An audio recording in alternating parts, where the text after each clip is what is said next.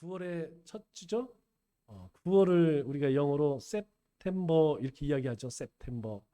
그런데 Septem이라고 하는 말은 라틴어인데 7이라는 뜻입니다. 그러니까 September는 원래 9월이 아니라 7월이라는 얘기죠. 7월이 9월로 바뀌어 버렸어요. 좀 이상하죠? 예전에는 3월 마치가 1월이었습니다. 그래서 3월이 1월 달이니까 당연히 September는 7월이죠. 그런데 저 로마의 황제 가운데 한 사람이 줄리어스 시저가 이름을 바꿔버렸어요. 달을 바꿔버렸어요. 그러니까 11월 달, 그 당시죠. 11월, 지금의 1월 달, 제뉴얼이죠. 그 당시에 11월 달을 1월 달로 바꿔버렸어요. 그래서 7월 달이 9월 달이 돼버렸습니다. 그리고 이 달에다가 자기 이름을 싹 집어넣어 버렸어요. 그래서 6월 달이 준이라고 그러죠. 7월이 줄라이. 이 영어식 발음인데 이것이 이제 줄리어스란 뜻이에요. 그리고 우리가 8월을 아우구스트라고 하죠. 어디서 많이 들어봤죠? 아우구스투스. 그 아들이죠. 줄리어스 다음 왕 아들이 자기 이름을 거기다 집어넣어 버렸어요. 그래서 원래는 7월인데 9월이 돼버렸습니다.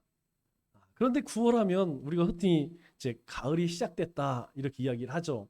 그리고 벌써 바람이 틀려요. 우리 아침 저녁으로 선선한 바람이 뭐 새벽에 일찍 일어나시는 분들은 대번 느낍니다. 벌써 바람이 공기가 틀립니다. 그런데 이제 9월이 되면 다들 하는 얘기가 뭐냐면 아이고 한 해 다 갔네. 아이고 올 한 해 다 갔네. 이런 생각을 하게 돼요. 그런데 이제 우리가 말을 할 때 두 가지로 얘기합니다. 어떤 사람은 아유 넉 달밖에 안 남았네. 한 해 다 갔네. 이렇게 생각하시는 분이 있고 아유 넉 달이나 남았네. 아직 넉 달 남았네. 이렇게 생각하시는 분도 있죠. 간단한 차이지만 아유 넉 달밖에 안 남았어. 이런 분들은 세월이 막 그냥 화살같이 지나간다고 생각하시는 분들. 인생이 정말 빠르다. 시간이 빠르다. 이런 분들은 아유 이제 넉 달밖에 안 남았어. 올해 다 갔어. 이런 생각이 들고 그리고 뭔가 알 수 없이 분주하고 바쁘고 그리고 뭐 열심히 사시는 분들은 이제 시간에 대해서 많이 못 느끼니까 아직도 넉 달이나 남았구나. 뭐 넉 달 동안 아직 하지 못한 것들을 한번 열심히 한번 해보자. 이런 생각을 가지신 분도 계시겠죠? 아마 여러분들도 이제 9월이 들면서 동일한 생각을 할 것입니다. 어떤 사람은 넉 달밖에 안 남았네. 참 시간이 빠르다. 그럼 어떻게 되죠? 뭐 어떻게 해요? 1월 달에 우리가 막 다짐하고 결심했던 거 있죠? 우리가 신년 맞이하면서 막 뭐 쓰고 또 막 기도했던 내용들 한번 다시 돌아보는 거 참 중요합니다. 이렇게 이제 넉 달밖에 안 남았으니까 혹시 아주 중요한 일인데 하지 못한 게 있다면 지금부터라도 하자. 이런 마음을 갖는 게 중요하죠? 특별히 저는 그래요. 우리 전 교회적으로 하고 있는 큐티 안 하시는 분들은 뭐 이제 지금부터 하자 이러면 되고 또 말기참에 아유 그동안 못했어 상관없어요. 지금부터 하면 됩니다. 그러면 시작은 미약하지만 나중은 창대해지는 거예요. 반대로 넉 달에 남았네. 아이고 넉 달 남았으니까 우리가 계획했던 일, 준비했던 것, 내가 기도했던 것 그것을 하나하나씩 점검하면서 꼼꼼하게 더 디테일하게 한번 해보자. 이런 마음으로 우리가 9월을 맞이하면 좋을 것 같아요. 태초의 우주는 여러분 어떻습니까? 어둠 가운데 있었죠? 깊은 어둠 속에 잠겨 있었습니다. 그래서 색이라고 하는 것은 존재할 수가 없죠. 빛이 없으면 여러분 색도 없습니다. 우리 눈에 아무것도 안 보여지는 거예요. 우리가 눈에 보이는 이 모든 것들은 빛으로 인하여서 빛의 반사로 인하여서 우리가 보게 되는 거예요. 그러니까 빛이 없으면 여러분 아무것도 보이지 않습니다. 그렇기 때문에 이 색이라고 하는 것은 빛의 결과물이지 단독으로 존재할 수는 없다는 것이죠. 그런데 빛은 누굽니까? 성경은 빛은 하나님이시다라고 요한복음 8장 12절에 우리에게 말씀하죠. 나는 세상의 빛이니 나를 따르는 자는 어둠에 다니지 아니하고 생명의 빛을 얻으리라. 이 말에는 하나님의 창조 질서와 메시아에 대한 명확한 그러한 답을 우리에게 주고 있습니다. 원래 하나님은 어떤 형체로 계시는 분이 아니죠. 어떤 모양이 있는 분이 아닙니다. 하나님은 영이시기 때문에 뭐 우리가 볼 수 있는 분이 아니에요. 그런데 하나님께서는 만물을 위해서 빛의 형태로 하나님 자신을 우리에게 나타내신 것이죠. 그래서 만물에 깃든 자연의 빛은 하나님입니다.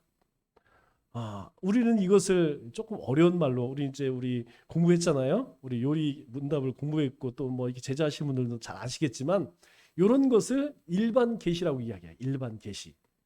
하나님께서 하나님 만드신 모든 피조물 속에 담겨져 있습니다. 그래서 우리는요, 가을에 단풍을 보면 아이고 경치 좋다 이렇게 하지 않습니다. 하나님 만드신 이 아름다운 자연. 왜? 그곳에서 하나님을 보게 되거든요. 우리는 여름의 푸른 가운데서도 마찬가지예요. 봄날에 싹이 오르는 가운데서도 그곳에서 하나님을 만나게 됩니다. 만물 가운데 스며 계신 하나님을 찾은 사람들은 그 모든 피조물 속에서 유레카를 외치죠.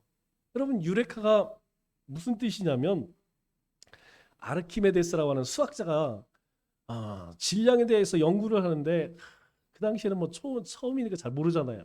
자기가 목욕통에 딱 들어가니까 자기 몸무게만큼 물이 철렁하고 넘치는 거야. 그때 이 사람이 유레카라고 외쳤어요. 찾았다, 발견했다, 뜻밖의 생각지 않은 것을 발견했을 때 유레카라고 이야기합니다. 이것을 기독교에서는 뭐라고 이야기하는지 아세요? 거듭남이라고 이야기합니다. 우리가 주님 안에서 거듭나게 되면 우리는 매일매일 내 삶과 세상 속에 살아계신 하나님을 만나게 되는 것이죠. 우리가 예수님을 만나서 거듭났지만 매일매일 말씀 가운데에서 거듭나지 못하면 우리의 삶 속에서 예수님 만나기가, 예수님 살아계신 것을 잘 깨닫지 못해요. 그래서 우리가 아침 큐티를 하면서 여러분 어떻습니까? 우리가 또 저녁에 말기 참배도 마찬가지죠. 뭐 매일 반복하는 것 같지만 그 속에서 매일매일 유레카를 경험하죠. 왜 그래요? 그 속에서 하나님의 살아계심을 경험한다는 것이죠. 그 얘기는 곧 내가 죽어지고 내가 다시 살아남을 경험한다는 얘기예요. 이것이 우리를 새롭게 하는 것입니다. 여러분, 고인물은 썩어요. 그러나 우리 가운데에 그렇게 하나님의 새로움을 발견하게 되면 우리의 삶은 날마다 성화되어서 누구를 닮아가죠? 주님을 닮아가는 것입니다. 그래서 나도 모르게 내 성품 속의 삶 속에서 예수님 모습이 나타나는 거예요.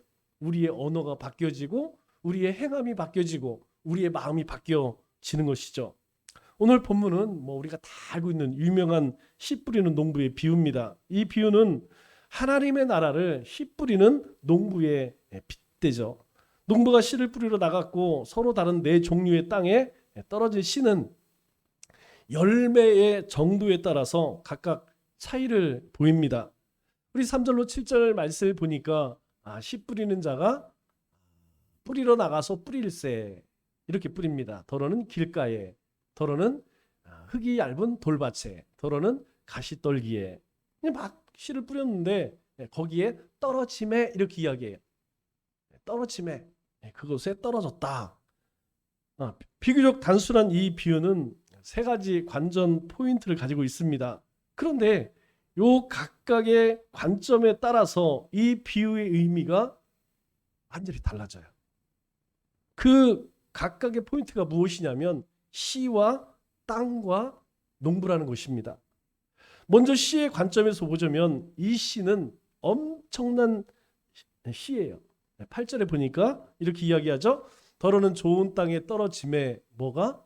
어떤 씨앗이, 그것이 자라 무성하여 결실하니 30배, 60배, 100배가 되었느니라 이렇게 말씀합니다. 이 씨는 좋은 땅에 떨어졌을 경우 30배, 60배, 100배의 결실을 맺는 슈퍼 씨앗입니다. 왜냐하면 우리가 곡식을 심어서 평균적으로 수확하는 수확량이 대략 7배에서 15배. 우리가 풍년이 들었다고 그러죠. 정말 막 그냥 과일 나무 가게가 고기를 숙이고 뭐 벼가 막 그냥 쓰러질 정도로 그렇게 풍년이 들었을 때 한 15배. 그리고 우리가 비교적 날씨가 안 좋아. 그래서 흉년이 들었을 때 여러분 그때에도 7배 내가 씨를 뿌린 7배의 수확을 거둔다는 거예요. 잘 됐을 때는 15배. 그러나 좀 안 됐을 때에는 7배. 적어도 내가 뿌린 씨보다는 7배에서 15배의 수확을 거둔다는 것이죠. 이와 비교했을 때에 조금은 과장된 측면이 있지만 이 씨의 우수성은 실로 대단하죠. 왜냐하면 풍년의 때 15배하고는 비교가 안 됩니다. 뭐 10배, 10배, 15배에 그죠? 2배, 30배, 60배, 100배는 뭐 비교할 수가 없죠. 최대 100배까지의 결실이란 상상할 수 없는 그런 수확을 했다는 것이죠. 만약 어떤 예기치 못한 일이 발생해서 수확이 기대에 못 미친다면 그것은 절대 씨의 문제가 아니라는 거예요. 다시 이야기해서 씨를 뿌렸는데 비가 많이 와서 올해처럼 그랬으면 씨가 나빠서 수확을 많이 못했다는 것이 아니죠. 또 막 엄청나게 가물어서 태풍이 와서 막 다 쓰러지고 난리예요. 그랬을 때에도 씨의 잘못이 아니라는 거예요. 다른 문제가 있어서 우리가 수확을 많이 못한 것이지 씨가 나빠서 그렇다는 것이 아니죠. 그렇다면 문제는 땅으로 이제 옮겨가죠. 네 종류의 땅을 언급합니다. 씨가 파괴되어서 애초에 싹을 틔울 수 없는 첫 번째 땅, 길가죠. 그리고 습기가 없어서 싹을 말려버린 두 번째 땅, 돌짝밭입니다. 그리고 가시 때문에 싹의 기운을 막아버린 세 번째 땅, 가시떨기 가운데 떨어진 씨를 얘기하죠. 그리고 열매를 맺은 네 번째 땅, 곧 길가와 돌짝밭, 그리고 가시덤불, 좋은 땅으로 언급이 되죠. 그러나 각각의 땅에 대한 이야기가 나오기는 하지만 앞서서 말하는 세 땅, 즉 길가, 돌짝밭, 가시떨기, 이 경우에 열매를 맺지 못한다는 데에서는 동일해요. 뭐 길가에 떨어졌든 가시덤불에 떨어졌든 열매를 맺지 못하는 것은 뭐 마찬가지라는 것입니다. 이 세 땅의 차이는 뭐 그렇게 중요하지 않다는 거예요. 그런 점에서 이 비유의 목적은 땅의 문제가 아니라는 것입니다. 이 네 땅의 종류가 어떤 땅이다 이것을 설명하려고 하는 비유가 아니라는 것이죠. 이 비유는 궁극적으로 열매를 맺지 못하는 첫 번째, 두 번째, 세 번째 땅과 그리고 결실을 맺은 네 번째 땅을 대조시키죠. 모든 땅의 지향점은 어디를 향하고 있습니까? 30배, 60배, 100배의 결실을 맺은 네 번째 땅이 있다는 것이죠. 결론은 많은 결실을 맺게 하는 것이고 그렇다면 좋은 땅을 찾아서 씨를 뿌리는 것 이것이 중요하다는 것입니다. 그렇다면 이 씨에 대한 관심이 땅으로 옮겨왔다면 이 땅에 관한 관심은 다시 누구에게로 향합니까? 농부에게로 향하고 있다는 것이죠. 땅의 성질이 이렇게 다양한 것은 당연한 것입니다. 왜냐하면 모든 땅이 농사짓기에 좋느냐? 절대 그럴 수가 없다는 것이죠. 여러 해의 많은 결실을 맺은 땅이라 하더라도 땅의 성질은 언제나 바뀔 수가 있습니다. 요즘에는 뭐 그렇게 하는지 모르겠지만 적어도 제가 어렸을 때 농사 지을 때 보면 항상 이 두업 만드는데 굉장히 열심히 했어요. 풀베서 쌓고 그리고 볕지 갖다 놓고 여러분 옛날에 다 푸세기였잖아요. 그죠? 그거 퍼다가 거기다 붓고 그래서 그걸 퇴비를 만들면 어떻습니까? 또 그거를 뭐 전부 미역 하나 지게에 져서 밭에 논에다 다 뿌렸어요. 그렇게 해야만 좋은 땅을 유지할 수 있다는 것이죠. 그런데 그게 귀찮다고 그대로 두었다가는 땅이 어떻게 바뀌느냐? 산성으로 바뀝니다. 왜냐하면 계속 이 곡식은 땅의 양분을 빨아먹고 우리가 농사를 잘 짓기 위해서 뭐 뿌려요? 비료 뿌리잖아요. 비료. 그럼 비료 안 뿌리면 농사 안 됩니다. 이 비료만 계속 뿌려서는 이 땅이 산성화돼요. 산성화되면 그때는 이제 여러 가지 문제가 되죠. 병충해에 약하게 되고 열매를 맺지 못해요. 그래서 계속해서 이 두엄을 만들어서 퇴비를 계속해서 뿌려줘야지 이 땅의 성질이 변하지 않습니다. 농부는 씨를 뿌리는 일만 하는 것이 아니라 땅의 성질을 파악하고 그리고 그 땅이 항상 좋은 땅이 되도록 정성을 쏟아야 한다는 것이죠. 그렇다면 이 농부는 씨를 뿌리기 전에 먼저 뭐 해야 되죠? 땅을 정리해서 가시덤불도 제거하고 돌들도 치우는 일을 해야 한다는 것입니다. 만일 하지 않았다면 이 농부는 게으른 사람이에요. 게으른 사람이 아니면 조만간에 이 논밭을 다 팔아버리고 저 도시 가서 남은 여생 편하게 살자, 그런 계획이 아니고는 이 땅을 그대로 둘 농부는 아무도 없다는 것이죠.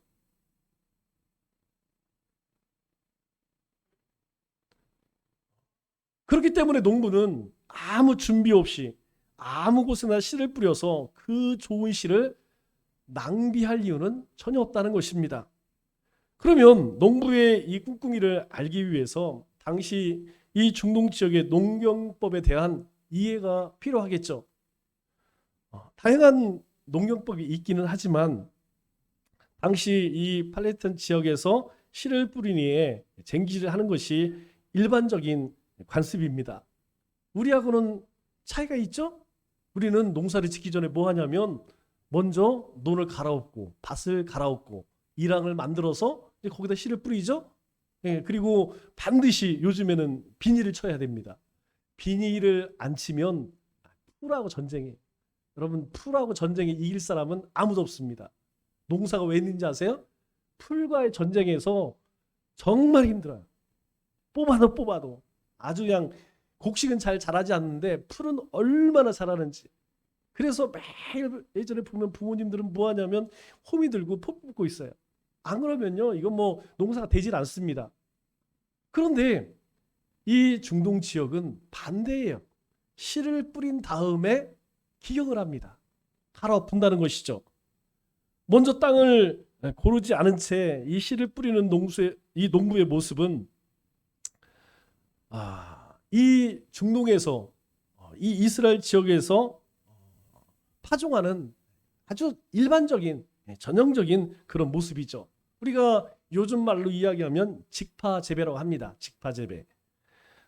이런 농경법을 염두에 둔다면 오늘 비유에 이해는 완전히 달라진다는 것을 알 수가 있죠. 왜냐하면 이 비유는 아직 절반밖에 우리에게 말씀하고 있지 않아요. 먼저 씨를 뿌리고 나중에 땅을 일구는 방법을 생각한다면 이 비유에는 씨를 뿌린 후에 해야 할 일, 곧 땅을 일구는 작업에 대한 언급이 전혀 나와 있지 않다는 것이죠. 분명 길가에 떨어졌습니다. 돌짝박에 떨어졌어요. 가시덤불에 떨어졌습니다. 그 다음에 농부가 어떻게 했느냐, 이 얘기가 나오지 않는다는 것이죠. 그러나 당시 이 비유를 듣는 사람들은 아마 알았을 거예요. 당시 사람들은 이 좋은 씨가 아무 곳에나 마구 떨어져서 결실을 맺지 못하는 이야기를 들으면서 이렇게 생각했을 거예요. 아니, 씨를 뿌렸으면 그 다음에는 당연히 땅을 일궈야지. 그걸 그대로 둬? 아니, 길가에 떨어졌으면 옮기든지 돌짝을 치우든지 가시덤불을 그대로 둬야지. 그걸 그대로 두어서 아무 결실을 못 맺게, 저런 농부는 저거는 제정신이 아니다. 예수님의 이 비유를 듣는 사람들은 분명히 그런 생각을 했을 거예요. 또 좋은 밭에 떨어진 30배, 60배, 100배의 열매를 맺었으니까 저 나머지 길가나 돌짝이나 가시덤불 여기에서 수확을 못해도 좋은 땅에서 그래도 좋은 곳에 떨어진 이 씨로 말미암아서 내가 30배, 60배, 100배를 거뒀으니까 쌤쌤이네. 여러분, 그럴 농부가 있을까요? 한 명도 없습니다. 하나도 없습니다. 농사를 안 져본 사람 얘기지. 이곳에서 좋은 땅에서 많이 맺었으니까 나머지 땅에서는 뭐 결실 없어도 괜찮아. 이렇게 생각할 사람은 한 명도 없다는 것이죠. 여러분, 하천부지라고 들어보셨어요? 하천부지가 뭐냐면 하천이 있는 땅이에요. 그런데 여기는 개인 소유가 없습니다. 왜냐하면 이제 비가 와서 이게 물이 좀 많아지면 모래가 어느 한 지역에 모이게 되죠. 하천 옆에 보면 이제 많이 쌓이게 됩니다. 여러분, 이곳에 이제 주변 사람들이 거기다 많이 농사를 져먹어요. 그런데 여러분 거기 정부에서 국가에서 거기 농사 짓게 하나요? 못하게 합니다. 왜냐하면 거기는 농사 짓는 곳이 아니에요. 그런데 거기다 농사를 짓게 되어서 이제 뭐 수해를 입거나 그러면 농사 짓는 사람들이 동사무소나 면사무소 가서 보상해달라고 막 그러면 이게 이제 떼 쓰는데 장사 없잖아요. 그래서 아예 못 짓게 해요. 그러면 이 하천부지에 농사를 짓는 사람은 야 올해는 그냥 잘 되면 좋고 안 되면 말고 그런 마음으로 하천부지에 농사를 지을까요? 네, 그런 사람 한 명도 없습니다. 여러분 땅이 없어서 조그만 하천부지에 뭐 땅콩을 심고 고추를 심고 뭐 이렇게 하시는 분들을 보면 여러분 가만히 지켜보세요. 얼마나 열심인지 모릅니다. 제가 매봉산으로 해서 구룡산 올라가는데 곳곳에 밭을 만들어 놨어요. 원래 하면 안 돼요. 그런데 그 밭에 뭐 한 20평, 15평, 10평 요거밖에 안 돼요. 그런데 거기 농사 잘 되라고 여러분 어떻습니까? 그냥 뺑뺑 둘러가면서 철망을 치고 그리고 그 버려진 그 현수막이 있죠? 네, 짐승 못 들어가게 막 뺑글뺑글 막고 그렇게 하지 말라고 해도 얼마나 정성을 들이는지 몰라요.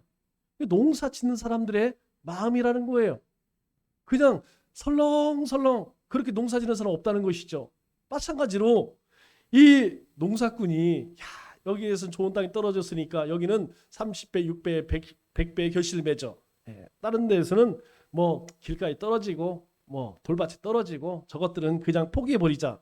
그럴 농부는 한 명도 없다는 것이죠. 이 비유를 듣는 청중이 농부라면 아마도 이 비유 속의 농부가 그 다음 작업 다시 시작해서 땅을 일구는 작업을 하지 않은 것을 이상히 여길 거예요. 아니 씨를 뿌렸으면 당연히 그 다음에 그 씨앗이 잘 자랄 수 있도록 땅을 일궈야지 그냥 길밭에 내팽개쳐도 돌짝박 기경하지 않아? 가시덤불을 다 끊어내지 않아? 아니 세상에 저런 농부가 있을까? 이렇게 생각한다는 것이죠. 우리가 씨를 뿌리다 보면 길가나 돌짝밭이나 가시덤불에 씨가 떨어질 수 있습니다. 물론 지금은 농업 기술이 많이 발전했기 때문에 그렇게 하는 사람 한 명도 없어요. 그러나 이전에는 그렇지 않다는 것이죠. 우리도 그랬어요. 그리고 이 중동에서는 뭐 더더욱 그랬죠. 여러분 실제로 지금도 우리 가운데 농사를 어떻게 집니까? 우리가 예전에는 손으로 모내기 했어요. 아마 여기 계신 분들 농사를 접었다면 다 아실 겁니다. 허리가 끊어져요. 여러분 아무리 교회 집사님이라도 막걸리 안 먹고 여러분 농사 못 져요. 힘들어서 못합니다. 저도 군대 휴가 나와서 이제 뭐 배부기 하면 뭘 먹었냐면 그 진통제 있죠. 안 하고는요 손이 아프고 허리가 아파서 농사 못 져요. 그 다음에 나온 게 뭐예요? 기가와에서 이항기로 심잖아요. 기계를 심습니다. 그런데 지금은요 드론이 씨를 뿌립니다. 그럼 지금은 물론 많은 수확을 하기 위해서 이항기로 심기도 하지만 직파재배라고 해서 이 드론이 다니면서 하늘에 그냥 막 뿌려 씨를 뿌려 그냥 뿌려 직접 뿌립니다. 그래서 제가 이렇게 자료를 찾아보니까 왜 그런가? 여러분 결실에 있어서 큰 차이가 없다는 거예요. 수학 측면에 별 차이가 없대요. 그러나 이 인건비, 수고의 차이는 엄청나다는 것이죠. 뭐 우리가 알고 있잖아요. 이 별을 그냥 뭐 기계로 심습니까? 물론 요즘에는 뭐 사다 하는 경우도 있다고 해요. 그러나 모짜리판 만들어야 되죠. 거기에 뿌려서 그거 잘못되면 다시 해야 됩니다. 그런 노력이 필요 없다는 것이죠. 씨만 뿌리면 직접 뿌리면 된다는 것이죠. 그것은 이러한 농경법이 이후 작업으로 인하여서 그 씨들을 살려낼 수 있기 때문이라는 거예요. 어느 곳에 떨어졌든 돌짝밭에 떨어졌든 가시떨결에 떨어졌든 이후에 농부가 그곳에 대해서 이제 일구기만 하면 더 많은 수확을 얻을 수 있다는 것이죠. 확률적으로 훨씬 많은 결실을 맺을 수 있다는 것입니다. 그렇다면 농부가 할 일은 뭘까요? 땅을 일구는 일이라는 것입니다. 농부의 손길로 이 길가나 돌짝밭이나 가시 이 떨기에 떨어진 이 씨들을 잘 일굼으로 인하여서 그 씨들이 생명을 얻고 놀라운 결실을 맺게 할 수 있다는 것입니다. 이 비유가 절반만 말하고 있는 것은 바로 이러한 이유 때문이라는 거예요. 이 농부의 수고로운 땅바구를 감추고 있는 이 비유의 결말은 누구에게 달렸느냐? 오직 농부에게 달려 있다는 것을 말씀하고 있는 것이죠. 그렇다면 이 농부는 어떻게 해야 할까요? 농부는 결단해야 합니다. 좋은 씨에 이 씨가 좋다고 하여서 어쩌다 수확을 많이 할 것인가, 아니면 좋은 씨가 생명을 틔울 수 있는 좋은 땅을 기경하는 일, 여기에 힘을 다할 것인가, 이 농부는 둘 중에 하나를 결정해야만 합니다. 후자는 아시아에서 씨앗이 떨어진 것이 많은 결실을 맺을 수 있도록 땅을 일구는 것은 틀림없이 농부의 삶을 아주 피곤하게 만들 것이죠. 왜 그렇습니까? 다 좋은 땅에만 떨어진 게 아닐 거 아니에요. 가시떨기도 떨어지고 돌짝밭도 떨어지고 길가에도 떨어지고, 그것들을 다 어떻게 해야 합니까? 갈아엎어 일궈야 한다는 것이죠. 그러나 그것이 사실 농부 원래의 삶이라는 거예요. 우리가 하기는 사실 어렵죠. 우리가 직장 다니는 사람이 농사 짓는데 그렇게 하나하나 길짝, 돌짝밭, 가시덤불에 있는 것까지 다 하겠습니까? 우리는 그 농사 짓는 사람이 본업이 아니기 때문에 저 냅둬, 그냥 좋은 땅에 있는 것만 우리가 걷어먹자, 이렇게 생각하겠지만 농부는 아니라는 거예요. 농부는 그 일이 자신의 전업이에요. 그것이 전부라는 것이죠. 그래서 이 비유는 확실히 씨 뿌리는 농부에게 초점이 있다는 것입니다. 세 종류의 땅이 결실을 맺지 못하는 이유도 언급되지만, 안타깝게도 땅은 스스로 변할 수 있을까요? 없어요. 땅은 스스로 내가 좋은 밭이 되어야지, 이 길가 땅을 기경해야지, 돌짝을 다 드러내야지, 가시덤불을 제거해야지, 그럴 땅은 없다는 것이죠. 땅의 자극을, 땅을 바꿀 수 있는 것은 오직 누구뿐이라는 거예요? 농부밖에 없다는 것입니다. 농부는 부지런히 움직이며 이 골칫거리 땅들을 좋은 땅으로 기경시켜야만 합니다. 그러기 위한 노력과 인내는 오로지 누구의 몫이에요? 농부의 몫이라는 거예요. 농부가 해야 할 일이라는 것입니다. 좋은 땅과 결실이 보장된 씨를 가지고 있다고 해서 그 일을 게을리할 수 없다는 거예요. 그 일을 게을리하면 이 좋지 않은 곳에 떨어진 씨앗들은 아무것도 거둘 수 없다는 것입니다. 또 씨에게 핑계를 댈 수도 없다는 것이죠. 이 비유는 좋은 씨를 가지고 있는 농부에게 내가 좋은 땅을 일구라, 좋은 땅이 될 수 있도록 네가 수고하여서 땅을 기경해라, 이렇게 말하고 있습니다. 씨를 뿌린 것으로 멈출 수 없습니다. 계속해서 땅을 일구어서 좋지 않은 땅, 이 나쁜 땅이 좋은 땅으로 그렇게 변화시키고 많은 결실을 맺을 수 있도록 내가 수고하고 노력하라, 그렇게 우리에게 말씀하고 있는 것이죠. 그래서 주님께서 호세아 선지자에게 뭐라고 이야기합니까? 호세아 10장 12절 말씀을 보니까 하나님의 백성 이스라엘 백성들에게 이렇게 이야기합니다. 너희가 자기를 위하여 공의를 심고 인애를 거두라. 뭐라고 이야기해요? 너를 위하여. 여러분, 우리가 공의를 심고 하나님의 사랑을 거두라, 인애를 거두라. 왜요? 여러분, 이거 하나님을 위한 게 아니라는 거예요. 너희가 자기를 위하여, 우리 자신을 위하여 공의를 심고 인애를 거두라. 그래서 너희가 묵은 땅을 기경해라, 그렇게 이야기해. 이스라엘 백성들이 이미 마음이 돌판같이 굳어버려서 선지자들이 이야기하면 선지자들을 가둬버려요. 하나님 말씀을 전하면 들을 생각을 하지 않습니다. 그렇게 전하는 사람, 그 사람을 때리고 감옥에 가두어요. 그래서 호세아 선지자를 통하여서 묵은 땅, 너희 그 강팍한 심령을 기경해라. 우리가 큐티를 하면서 예배를 통하여서 말기참마하면서 하나님께서 우리에게 주시는 말씀 그냥 흘려보내지 말고 너희의 그 굳어버진 마음을, 그 묵은 땅을 기경해라. 그리고 뭐라고 이야기합니까? 하반절에 보니까 지금이 곧 여호와를 찾을 때니. 언제가요? 지금이요. 지금이라는 것입니다. 아유, 앞으로 잘하지 뭐. 지금은 내가 좀 바쁘고, 아유, 지금은 좀 그래. 아유, 10월 달부터, 아유, 내년부터. 그거 아니라는 거예요. 지금이 여호와를 찾을 때니 마침내 여호와께서 오사공의를 빛처럼 너에게 내리시리라. 하나님께서 언제 우리 가운데 임하셔서 심판하실 날 우리를 부르실지 모른다는 거예요. 그렇기 때문에 지금 너희 묵은 땅을 기경하라. 이제 나라가 거의 패망 앞에 있어. 풍정등화 같아. 저 느부갓네살 왕이, 바벨론 느부갓네살 왕이 이제 목전에 이르렀어요. 그래도 뭐라고 이야기해? 아, 괜찮아. 야, 저 애굽에 가서 좀 도와달라고 하지 뭐. 예레미야 선지를 통해서 너희가 다 항복하고 가서 빌어. 그러면 너희가 목숨은 구할 수 있어. 안 들어요, 안 들어. 그렇게 강팍해졌다는 거예요. 그래서 너희를 위해서, 자기를 위해서 공의를 심고 인애를 거두라. 그렇게 하려면 너희의 그 묵은 땅을, 너희의 그 강팍해진 심령을 너희가 갈아엎어라.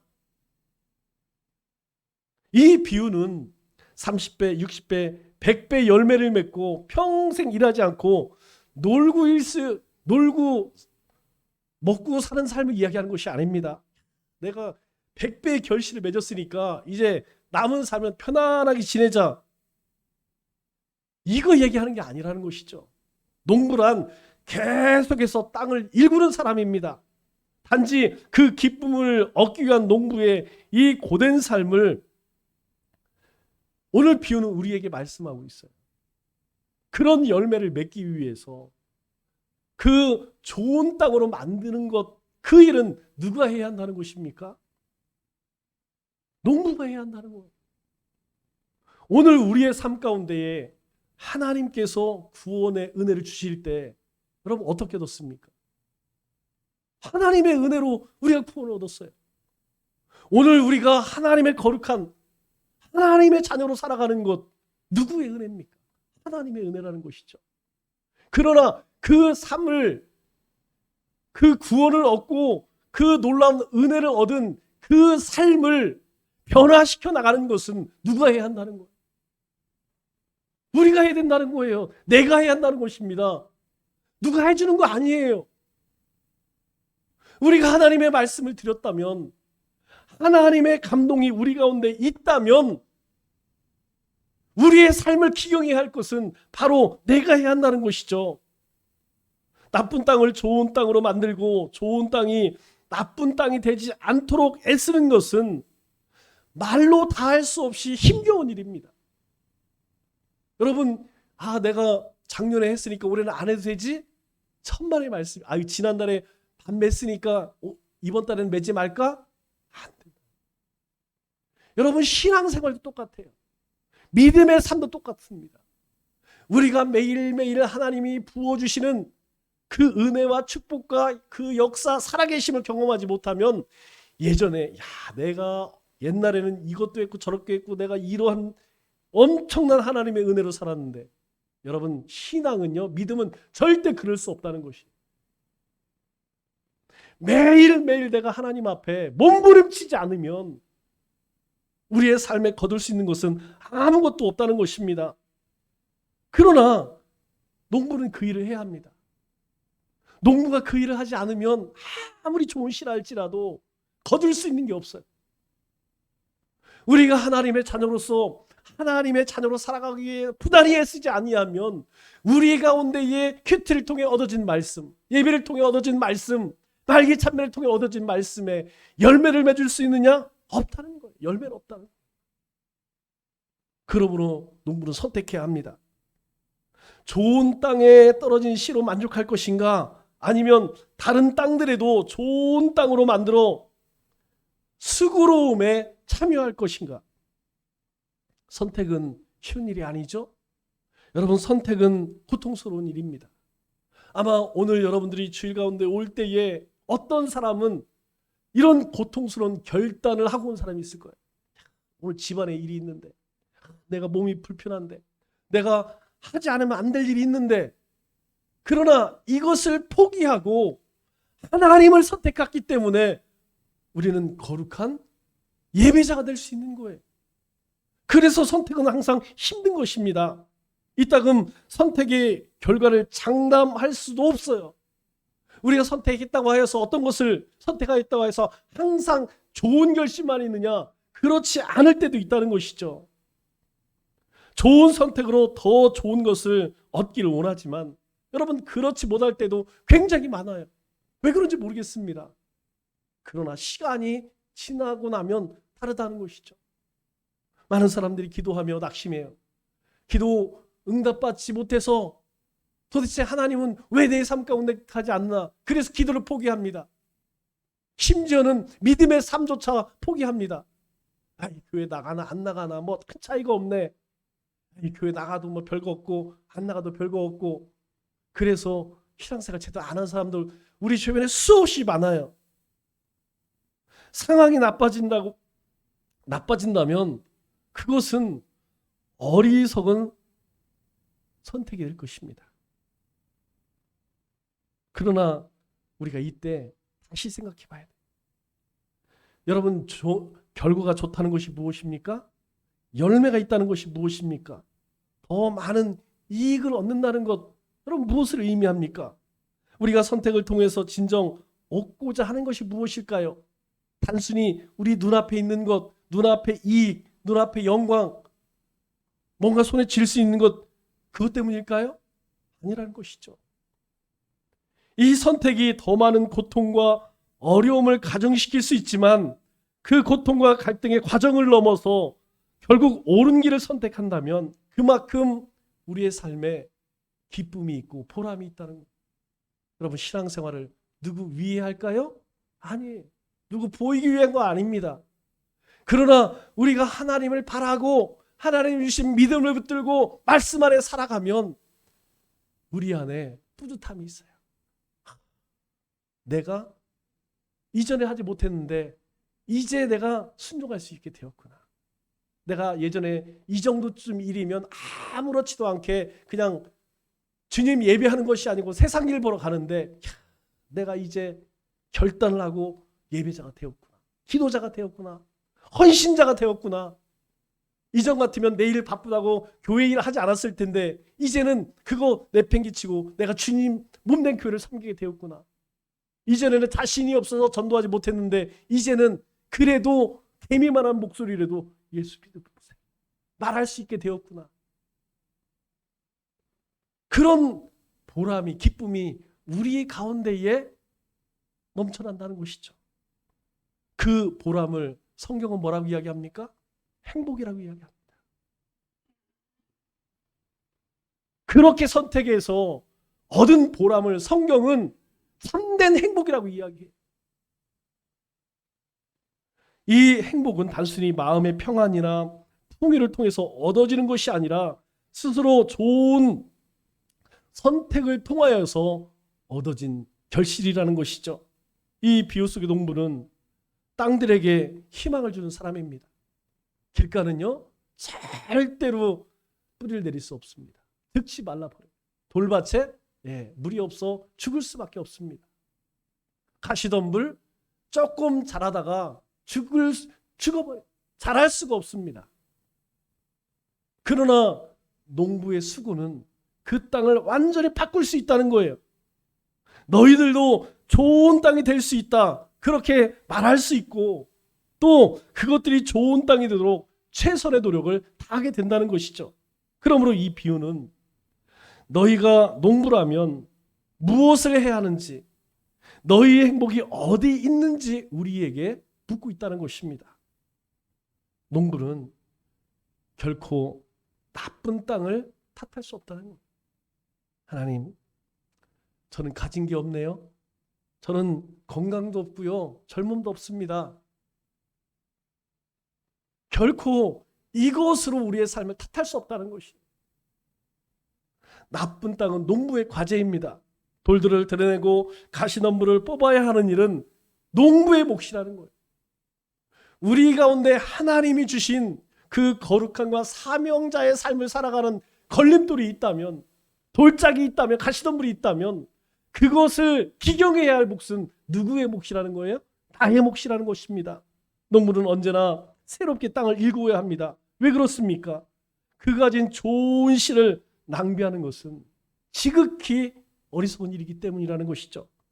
씨가 좋을수록 농부의 일은 사실 더 많아져요. 여러분, 이것은 신앙도 마찬가지예요. 복음의 가치를 알수록 더 열심을 품습니다. 믿음이 좋을수록 더 주님의 나라의 일을 위해서 힘쓰는 것이죠. 농부는 고된 오늘을 아름다운 삶으로 바꾸고 또 지치지 않고 행복을 만드는 사람입니다. 오늘 땅을 이루는 농부의 이 현명한 선택만이 그 자신과 그리고 그 가정을 행복으로 이끌어 줄 수 있다는 것이죠. 그렇다면 오늘 우리의 삶에는 어떠하냐는 것입니다. 우리 모두는 좋은 땅을 일구기 위해서 어떤 노력을 하고 있는가? 예배 생활은 잘하고 있는가? 쉬지 않고 기도 생활을 하고 있는가? 생명의 말씀이 우리 입술 가운데 떠나지 않고 있는가? 우리는 끊임없이 돌아봐야 한다는 것이죠. 또 사람을 살리고 영혼을 구하기 위해서 나는 힘써 복음을 증거하고 있는가? 주님은 야, 너희가 그냥 너희 사는 동네에 전도해, 그런 적이 없어요. 주님이 뭐라고 너희는 가서 모든 민족을 제자로 삼아 아버지와 아들과 성령의 이름으로 세례를 베풀고 내가 내게 분반 모든 것을 가르쳐 지키게. 모든 민족이라, 모든 민족. 오직 성령이 너희에게 임하시면 권능이 너희 가운데 임하고 그 다음에는요, 예루살렘, 유다와 사마리아 땅끝까지 뭐 하라고요? 증인이 되리라. 내가 사는 동네 이거 얘기한 적이 없습니다. 주님이 우리에게 맡겨주신 사명은 수국동으로 제한되지 않는다는 거예요. 땅끝이라는 거예요. 우리가 갈 수 없는 곳까지 가야 한다는 것이. 여러분, 우리가 왜 전도합니까? 왜 선교할까요? 우리가 갈아엎어야 할 땅이기 때문이라는 거예요. 그대로 두면 그냥 풀만 자랍니다. 그러나 주님의 사명을 가지고 달려가면 그곳에 생명의 역사가 있다는 것이죠. 그렇지 못하면, 그렇게 하지 않는다면 그것은 게으른 농부라는 것입니다. 결코 좋은 결실을 기대하기 어렵다는 것이죠. 그렇다면 이 한 주 우리가 어떻게 살아야 할까요? 30배, 60배, 100배의 말씀의 결실을 맺기 위해 먼저는 힘써 경건 생활에 힘을 쓰고 또 복음을 증거하는 삶을 살아가는, 그래서 그것이 우리의 삶의 참된 보람이요 참된 행복을 누리는 우리 믿음의 권속들 되시기를 주님의 이름으로 축원합니다.